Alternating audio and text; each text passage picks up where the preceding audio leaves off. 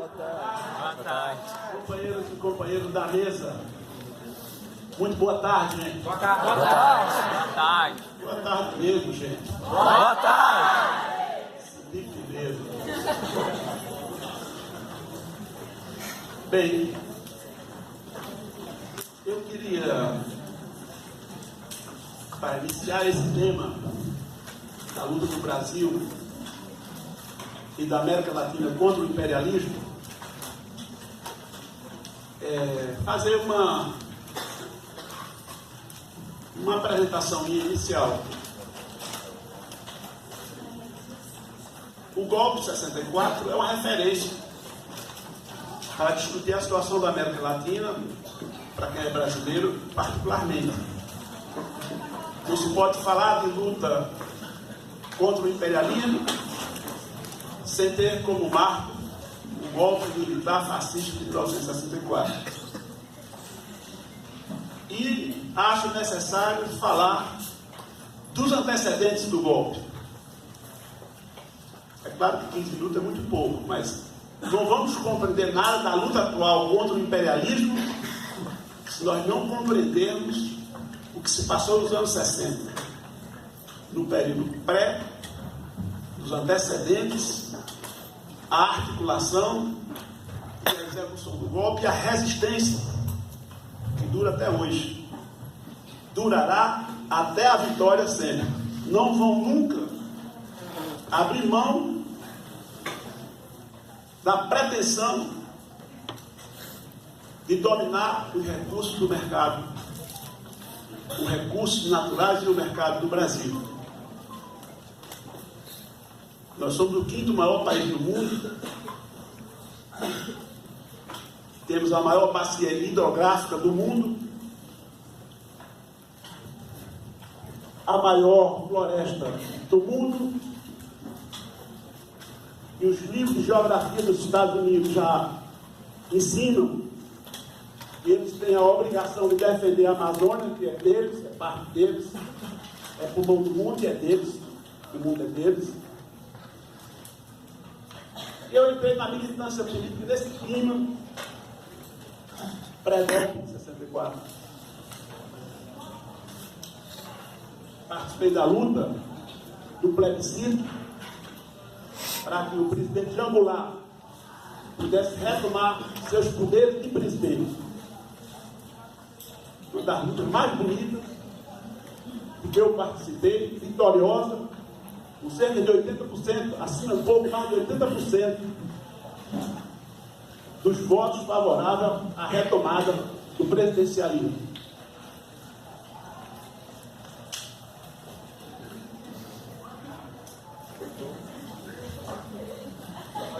Desculpa.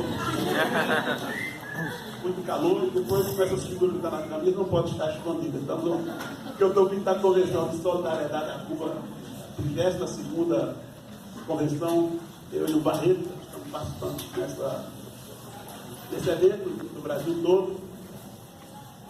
E este tema de hoje tem muito a ver com tudo que nós estávamos lá debatendo desde ontem à noite e que vai até amanhã. Então, enfrentamos a direita do nosso país, naquele período. Alguém pode ir mais longe, se o tempo permitisse, que levou ao suicídio de Getúlio, a um golpe armado que só não aconteceu por conta do seu suicídio, das tentativas de impedir a posse de Juscelino Kubitschek, que não era nenhum comunista, como todo mundo sabe, pelo contrário, era um liberal conservador até, não tinha essas relações com o partido. Desejava ter um mercado interno grande. E por isso a extrema-direita tinha ódio a ele também. Eu, como um dos nomes que foram assassinados pela ditadura, temendo a volta das eleições. Temiam principalmente Juscelino, Jango, que é outro que foi assassinado.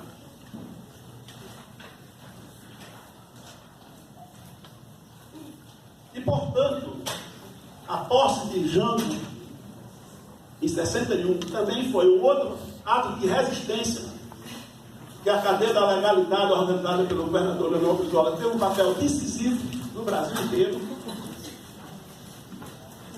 Depois da implantação, em seguida, do parlamentarismo, do falso parlamentarismo, apenas para tirar a autoridade do poder de Jango,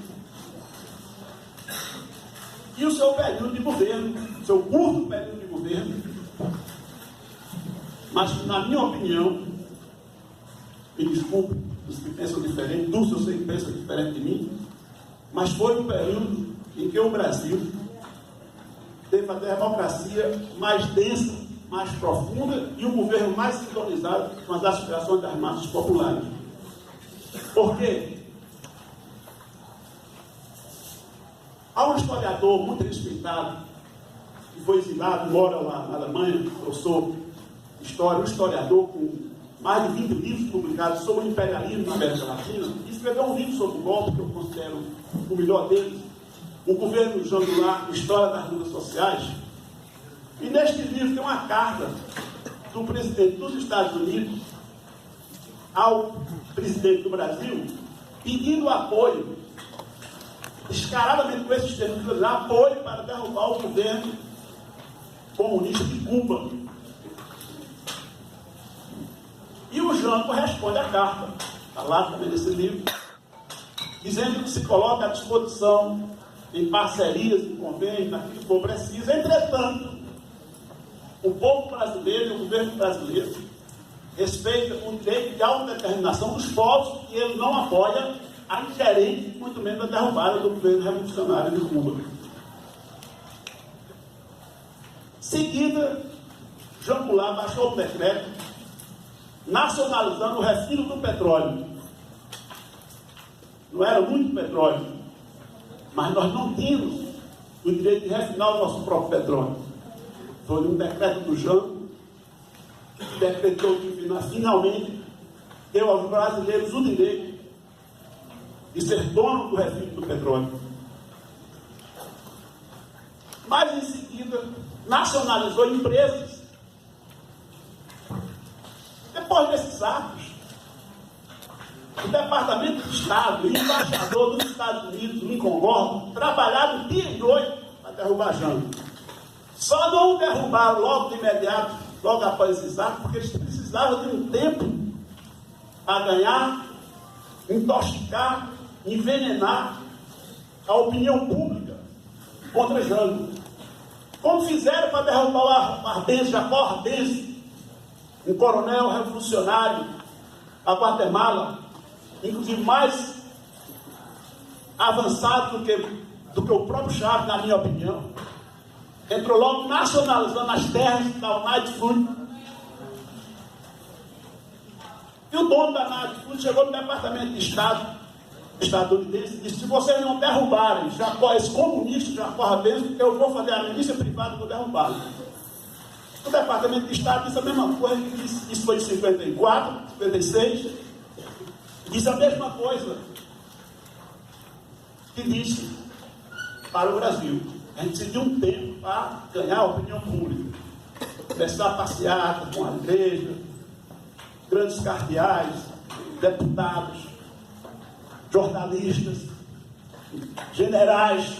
Precisamos recrutar toda uma equipe para fazer a opinião pública, dizendo que esse governo é uma ameaça aos direitos do povo, que o comunismo está sendo introduzido no país. E assim, em pouco tempo, derrubaram Jacó Arbenz, em 56, onde o Che se encontrava encerrando suas caminhadas, ajudando o trabalho de reforma agrária, e com o seu Nico Lopes, revolucionário cubano, que tinha participado de 56, tinha sido exilado, uns no México e ele na Guatemala, e daí ele vai para os Estados Unidos. O Che, o Nico Lopes morre, é o nome da escola do partido político, como chama Escola Superior Nico Lopes, que é esse guerrilheiro, sobrevivente de 53 de Moncada, e ele chega e isso é só de relance para fazer a referência, mas voltando aqui ao nosso tempo. Então, a derrubada de Jango era uma questão de dias, porque não fez concessões. começou a limitar, baixar uma lei limitando a remessa de lucro das multinacionais. Isso não é qualquer coisa.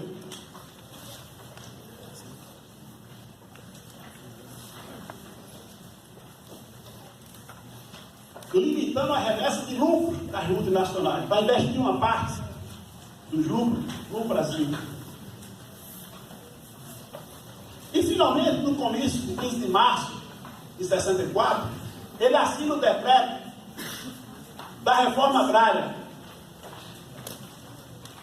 Nas piores terras, nas piores não, naquela que sofresse benfeitoria das obras públicas, faça uma estrada, um açude, uma ferrovia, essas seriam as terras expropriadas.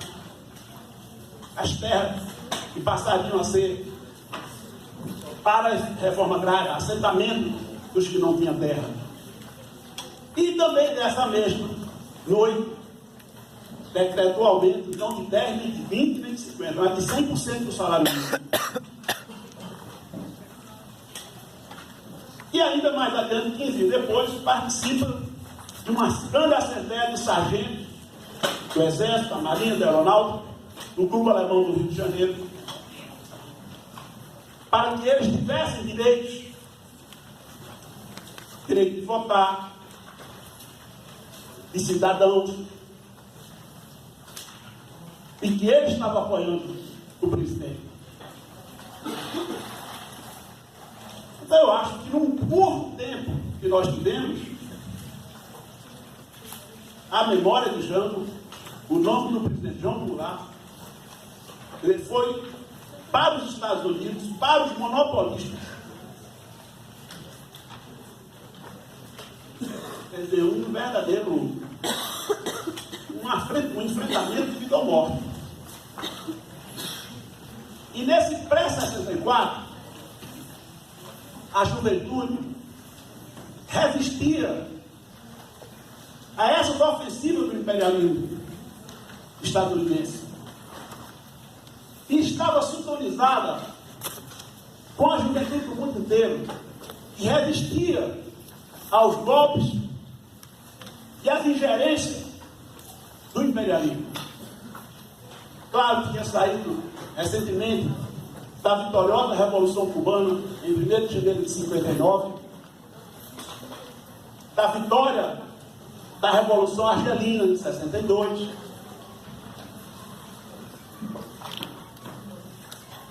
e de um projeto de esperança muito forte aqui em nosso país, do qual a UNE foi participante ativa no Congresso de Curitiba e no Congresso de Salvador, onde essas duas cartas que estão naquele congresso, naquele livro para o poder jovem do Arthur Poerner, defende a defesa, faz a defesa de uma educação livre, de um país livre, e avança para a defesa de um governo popular e socialista. Está lá na resolução, na carta de Curitiba e na de Salvador. Os camponeses do Nordeste iniciaram um movimento já vinha nos anos 50, final dos anos 50, pela reforma agrária, por ocupação de usinas improdutivas, de engenhos, e que se espalhou até o Rio Grande do Sul. Até o Rio Grande do Sul já tinha líderes camponeses. Passando pelo Rio, o último congresso tinha sido em Minas, aqui em Minas Gerais, em Belo Horizonte. Era um clima para largar e aprofundar a democracia. Não a democracia no papel, a democracia formal, mas a democracia real, em que os povos, efetivamente, os que produzem efetivamente, influem e decidem no destino da economia do país. Então, o golpe de 64 foi um golpe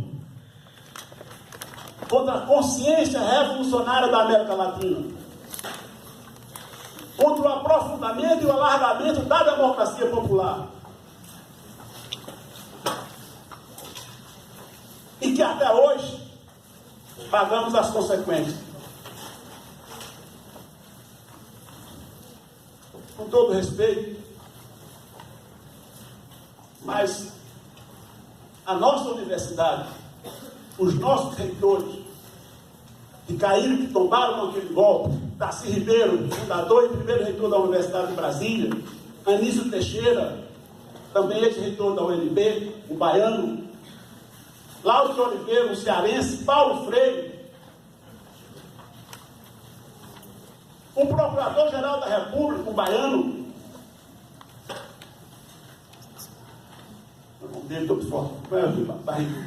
o Valdir Pires, exilado na França, foi professor de Direito Constitucional na Sorbonne.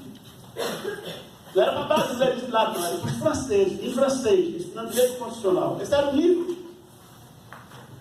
Josué de Castro foi o primeiro presidente do nosso hemisfério, da FAO. Primeiro presidente da FAO, do órgão da ONU que cuida da alimentação. Era um nutricionista de Pernambuco, professor da universidade, deputado caçado e exilado, e não suportando a dor da distância do seu país, morreu com um diagnóstico muito interessante. Saudade da sua terra. Não deu tempo de esperar pela anistia. E nós que aqui ficamos, fomos para o enfrentamento. A UNE foi para a ilegalidade. A UNES foi para a ilegalidade. Mais de 5 mil sindicatos foram caçados. Tudo isso de 1º de abril a dezembro de 64. E o que restava? Calar? Cruzar os braços? Eu optei pela resistência. Iniciamos reorganizando um movimento. Reorganizando grêmios. Fui diretor cultural, vice-presidente, fui presidente de grêmio, depois fui para a universidade, reorganizar os diretórios da Federal, da Católica, e depois retomar, andar pelo país. Passei aqui em 75, das 10 universidades que nós vimos, o movimento mais organizado foi da FRG. A Faculdade de Medicina lá no centro da cidade, uma frutalhada, expressão que nós nordestinos não conhecíamos, para receber os calouros, frutalhada, umas 50 mesas, melancia, mamão, pateada, não sei se é uma tradição, se dois se fala, mas uma coisa belíssima, em vez da violência, era fruta para todos. Em seguida, entramos no auditório da Faculdade de Medicina para debater a resistência latino-americana e fazer um balanço dos companheiros mortos. Porque eu falo de uma UNE cuja última diretoria, até então, quase toda foi assassinada. Quase toda. Humberto Câmara, que era diretor pernambucano, Edenira Rezende, Onestino Guimarães, quase todos. Sobrou o Gilmar porque foi sequestrado, foi exilado, foi trocado no sequestro do embaixador, no aprisionamento do embaixador. E ainda quem questiona o direito de se insurgir, quando estava assassinando nossos companheiros, caçando nossas representações, não há nada mais sagrado de um povo oprimido que o direito de se alçar em armas, para garantir o seu direito de democracia, o seu direito de liberdade, o seu direito de